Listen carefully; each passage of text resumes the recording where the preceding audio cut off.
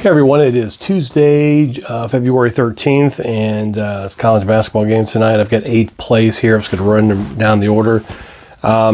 First game is Marquette at Butler. I like the over here. It's 153.5, 153.5. Essentially a 78 to 76 game, so it's a lot of scoring, but Marquette 21st in offense, Butler 33rd in offense.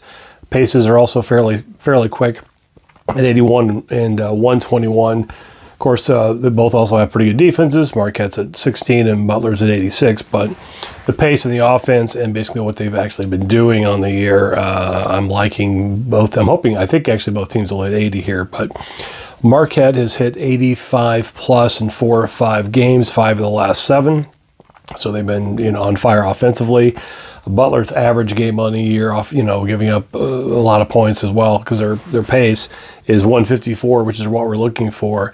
At home, they're scoring more at home. They're scoring right around 80 points a game in home games. So I honestly do think both teams hit 80 here, or if Marquette plays away, I think they will. They'll hit 85, and then Butler will be close to that. So I do think it actually goes over here. I think it's a good play.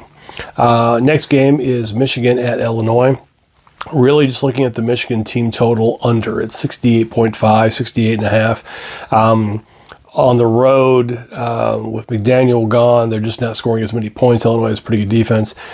Quick pace, but they do have a pretty good D. They do give up some points because it's a pretty quick pace and they score a lot of points. But Michigan, if you look at these, the last games they've played here on the road, 99 points at Nebraska, 62 at Michigan State, 67 at Purdue, and 57 at Maryland.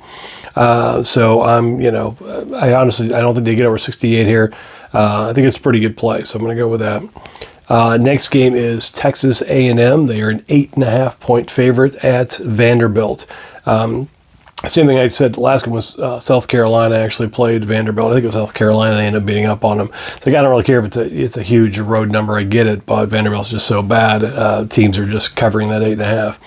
Obviously, Texas A&M has a pretty good team. They're 15 and 8, 41st in offense, 41st in defense. So a pretty nice team.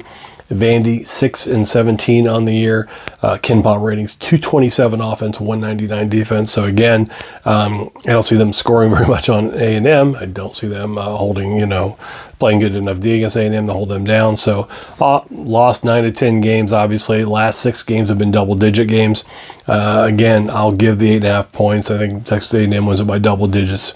It's kind of the smart player. Next game is actually Tennessee State at Tennessee Tech. State is actually a 3.5 point favorite. Better team, 15 and 10 on the year, 257 in KenPom.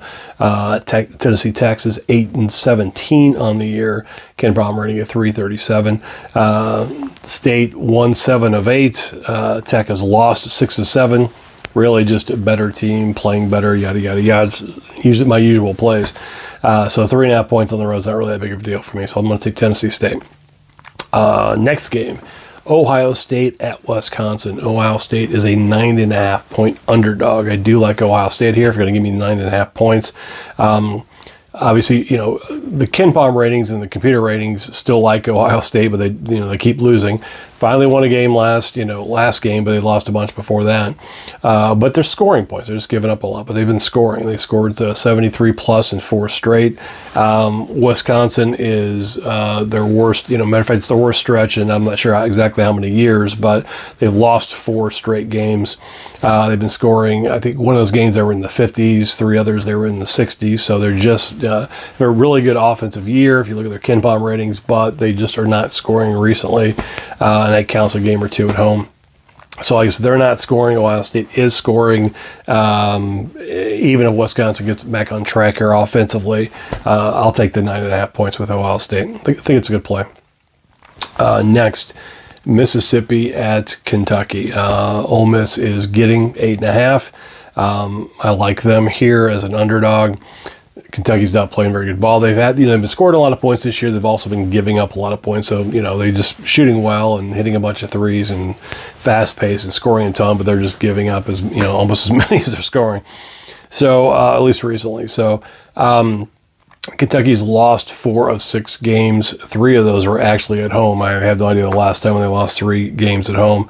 The 2 wins were against Arkansas and Vanderbilt, so they almost don't count.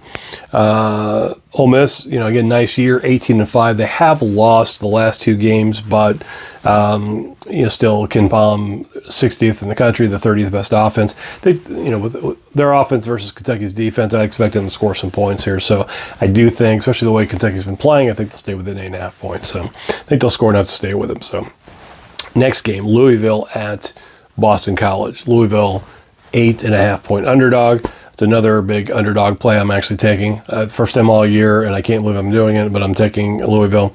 Obviously, a bad team, but they won. They haven't won 2 of 3. They beat another bad Georgia Tech team, and they beat Florida State. Recent close losses to, or at least single-digit losses to Clemson and Syracuse. So they've played a little better here recently. Boston College is 13-10 on the year. They're 4-7 in their last 11, so mostly in conference play.